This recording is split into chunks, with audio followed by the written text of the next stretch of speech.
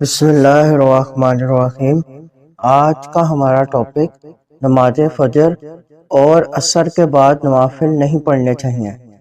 حضرت عمر فاروق اور حضرت ابو سعید سعد بن مالک خدری رضی اللہ تعالیٰ عنہما سے روایت ہے کہ سیدنا رسول اللہ صلی اللہ علیہ وسلم نے فرمایا: لا صلاۃ بعد صلاتین بعد الصبح حتی تطلع الشمس وبعد العصر حتی تغرب الشمس۔ دو نمازوں کے بعد یعنی نفل نماز پڑھنا جائز نہیں۔ نمبر 1 نماز فجر کے بعد سورج نکلنے تک۔ نمبر 2 نماز عصر کے بعد سورج غروب ہونے تک۔ اس حدیث مبارک سے معلوم ہوا کہ دو وقتوں میں نوافل پڑھنا ممنوع ہے۔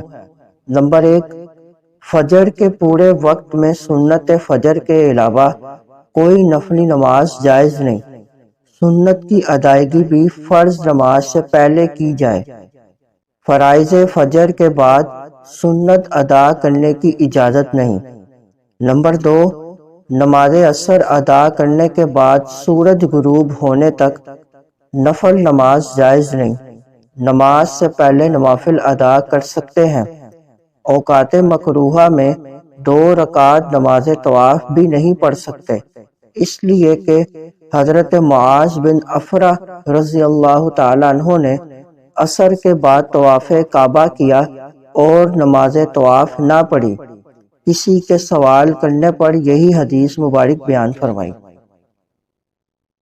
مزید معلومات کے لیے ہمارے چینل کو لائک اینڈ سبسکرائب کریں۔